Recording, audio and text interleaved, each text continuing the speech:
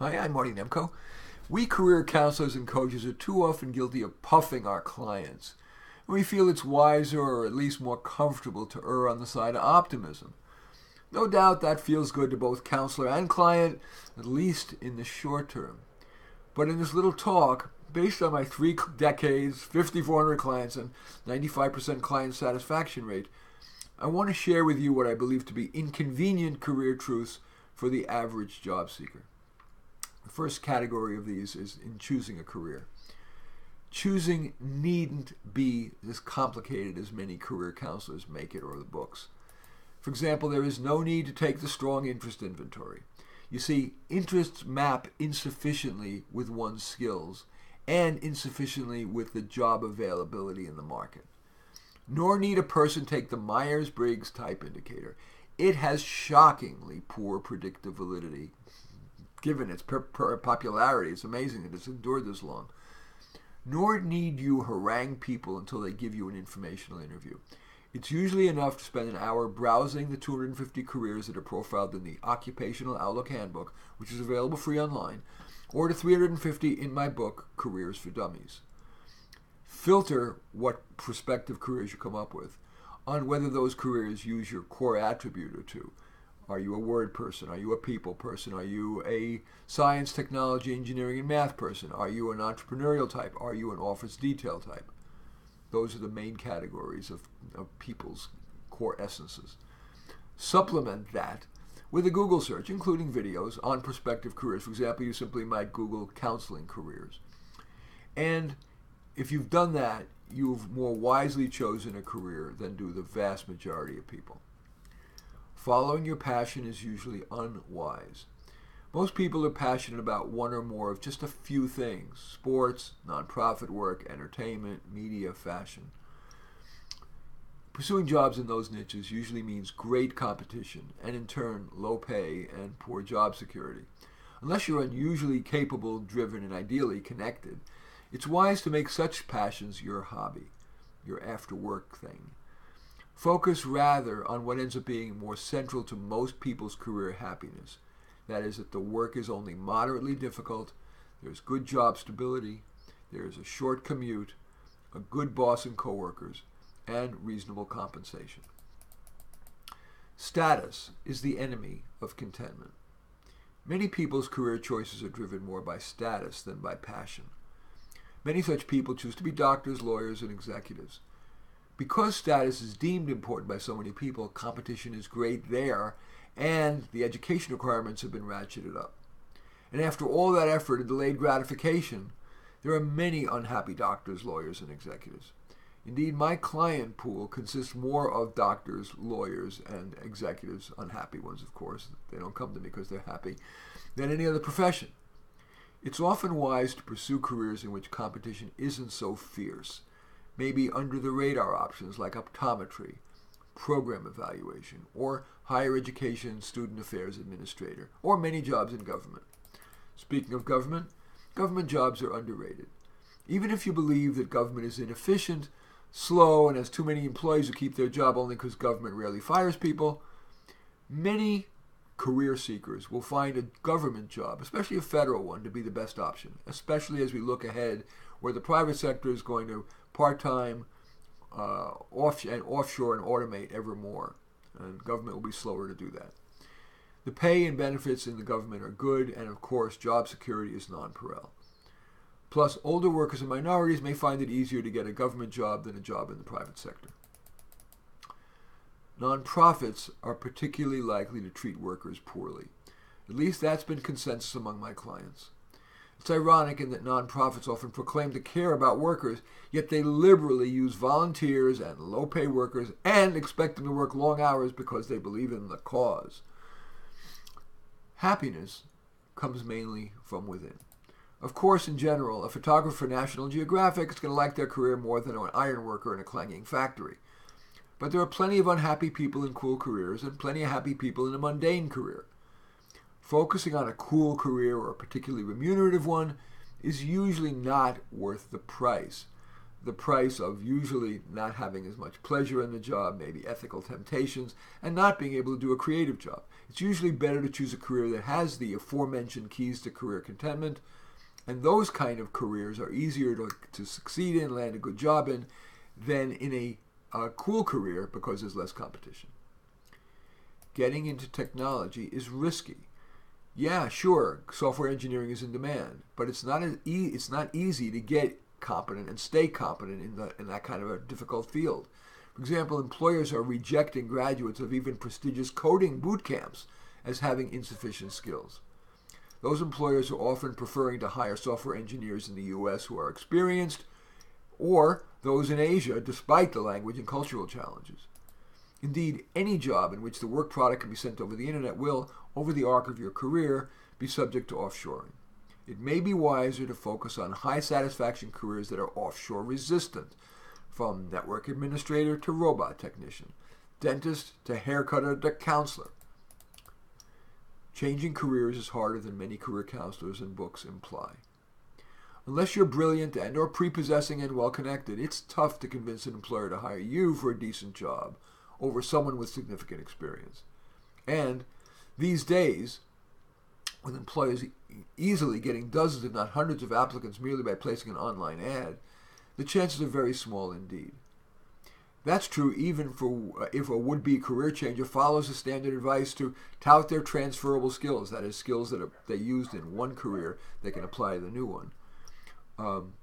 The most likely prescription for career malaise, a successful prescription, is to make peace with the career choice you've made, then tweak the career rather than change it, plus to grow incrementally in your skills or your attitude. Running your own business is harder than gurus intimate. Regulations are both complex and costly, and unless you have deep pockets and can afford to outsource most tasks, you have to be competent at many things. For example, sourcing your products, sourcing your customers, selling to the customers, government compliance, even IT and bookkeeping. You also have to be a self-starter. No one's going to push you to work, but the meter is always running, the cash always burning. And then there's the opportunity cost of what you could have been earning if you were working for someone else. The second of the three categories of these inconvenient career truths is related to landing the job. There aren't enough jobs, good jobs, and there are going to be ever fewer.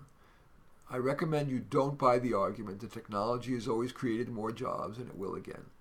In our tech-centric age, it takes just one team to build a product, and then with a push of a button, millions more copies of that product can be made. And you're competing not just with people in your locale, but worldwide. In short, it's a war over limited jobs.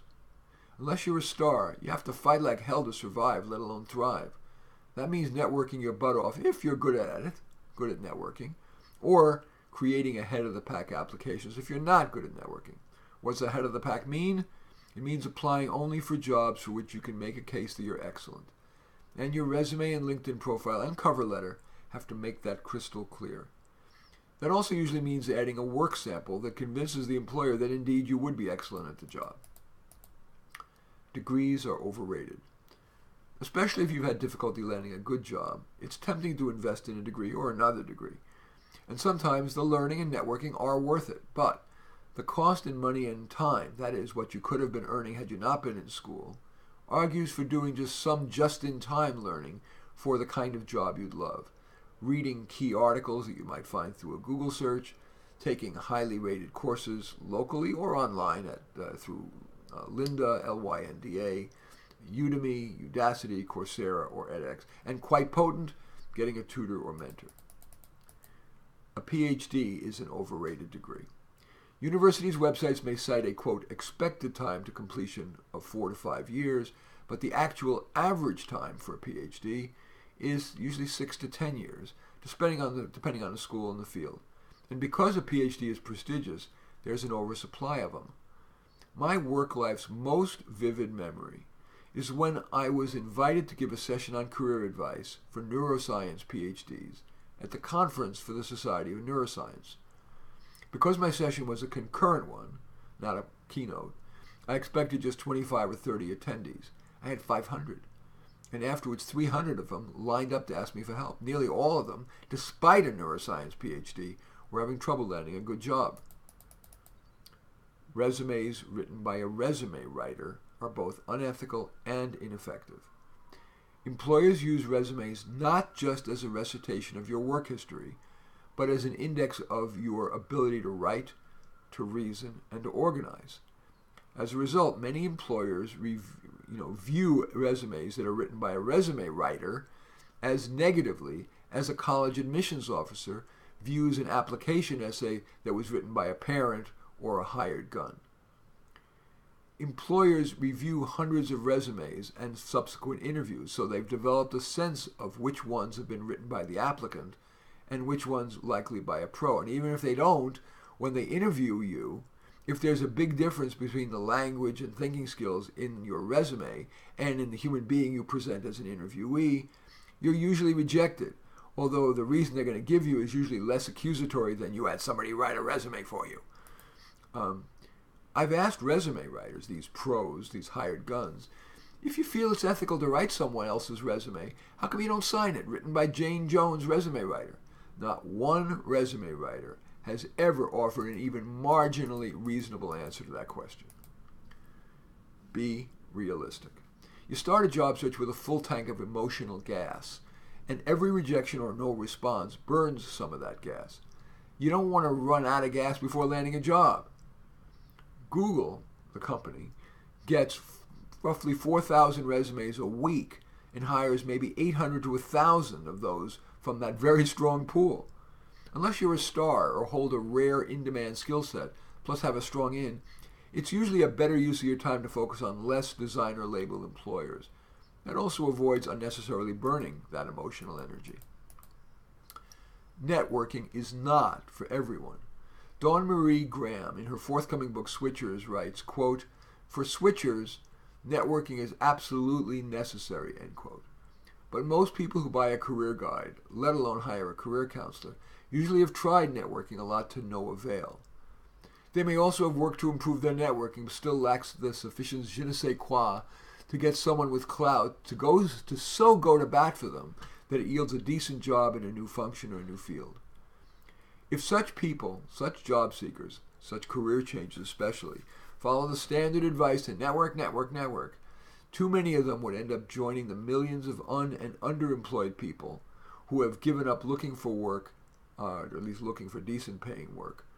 Those people, by the way, don't get counted in the unemployment statistics. Answering ads, job ads, is underrated, especially for poor networkers. For them, creating quality job applications trumps additional networking. Persistence is overrated.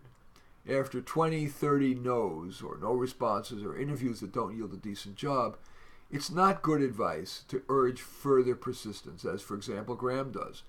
She writes that successful career switchers, quote, persist and never waver. They never slow down, and they don't heed the naysayers or take criticism personally. She continues to write, as you embark on your career switch, let this be you. If you've gotten 20 rejections and no responses, rather than doing the same thing and expecting a different result, recognize the wisdom in Emerson's admonition that a foolish consistency is the hobgoblin of little minds. And Kenny Rogers' more folksy version, you got to know when to hold them, know when to fold them, and know when to walk away. After, say, 10 or more rejections or no responses, the right question is, would my next set of efforts most likely yield results by persisting with the same goal and approach, making minor changes, or by pursuing a new direction? Ageism is less of an impediment than some activists assert. Lack of competence and lack of drive impede one's job prospects far more.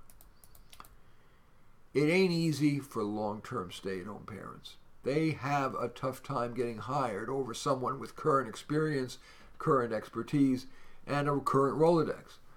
I've seen such people get hired mainly when the person has a powerful in, for example, their spouse, or best friend forever, is a power player in an organization. Thank you letters don't help enough. You must write an influencing letter. That's an email that reminds the employer of the things that the interviewer seemed to like about your interview, that gives you a second shot at a question that you flubbed, and maybe includes a new work sample that proves that you can do the job well, as you've now better understood it now that during the interview they've explained the job better. The final section of these inconvenient career truths is about succeeding. We are less malleable than many counselors tell us. It is usually wise to accept your basic self and limit your change efforts to finding a well-suited job, tweaking it to fit, and making incremental changes, as I've said before, in your skill set or attitude. This week, a review of the literature on intelligence by Harvard's David Reich in the New York Times underscores the limitations of our malleability. That article asserts the criticality of intelligence and that it has a significant genetic component. Alas, eager to give readers hope for great improvement, many career guides grasp at the conjectural or even the debunked. For example, that forthcoming book, Switchers, tries to persuade that major change is possible by citing pop-psych premises, even though those premises have been debunked: grit, growth mindset, and power poses. It's generally wise, as I've said, to accept your core strengths and weaknesses, place yourself appropriately, and then just fine-tune to maximize your career satisfaction. Not everyone should try to become an expert. Many career guides urge becoming an expert at something. True, if you're smart, with a knack and interest in that specialty and have the time, becoming expert can be worth it. But lacking those, it may be smarter to focus your career branding on being just solid, reliable, and reasonably competent. Of course, because many people have those attributes, you'll then need to try to curry favor with bosses, coworkers, and people outside your workplace in case you're going to need to look for a new job, and even if you don't. Working smart may not be enough. More than moderate success usually requires not just working smart, but working long. Be elitist. We all grow from being with people who are moderately better than we are, brighter, more skilled, with a better attitude. When there's a choice, opt to be with superior people, even if that makes you feel insecure. The benefit is usually worth it. Take micro breaks, not meditate or vacation. Stress builds ongoing. 2-minute walk breaks are thus more helpful than cramming all your de-stressing into 20-minute meditations or a week-long vacation, after which you return to the stress-increasing work that piled up while you were gone. Manage procrastination with a single decision, not with a rationalization. Procrastination's roots are less often the fear of failure and rejection than some psychologists and counselors would have us believe. Often more foundational is the person's unconscious insistence on avoiding pain, combined with the belief that productivity isn't worth the pain, even if it promises long-term gain. Quick mine your past. Whatever lessons can be mined from reviewing your past's iniquities usually can be learned from just a bit of journaling. From that point, it's wiser to focus on suppressing those miring thoughts and ever taking the next step forward. Additional rumination is more likely to mire you in resentment or sadness than to help you move forward. Suck up. Many career counselors and books assert that good bosses respect disagreement, but truly, most bosses would rather be agreed with most of the time, indeed sucked up to. Per the research by UC Berkeley's Jennifer Chapman, flattery works. Bosses have very few meetings. They are resource intensive and often result in more posturing than progress. Get input by email, phone, or walking to a person's desk instead. Except maybe for a brief weekly standing meeting, literally standing as well as regularly scheduled, which could build esprit de corps. Reserve meetings mainly for when you need dynamic exchange in real time about a difficult issue, in an issue in which reading body language is important. Instill a bit of fear of you. What? Yes, instilling a measure of fear can actually make you better liked and respected. If you're too easy, too many people take you for granted or feel they can get away with poor performance or treat you unfairly. No, you don't need to be, or you shouldn't be, Hannibal Lecter. You remember him from Silence of the Lambs? But a too easy laugh and too easy forgiveness for bad behavior is usually to come back to bite you. Fire fast.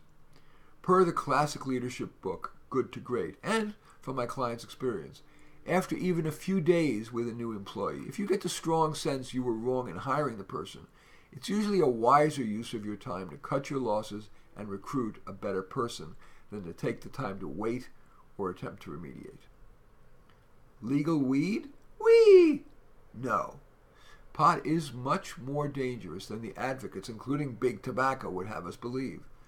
The National Academy of Sciences meta-evaluation of 200 solid studies lists dangers that should scare anyone. And finally, basically, it's all on you. And it takes a village mindset is often unhelpful. You can't count on others enough. Plus, that mindset can be disempowering, making you too dependent. Often, you really can mainly count on yourself.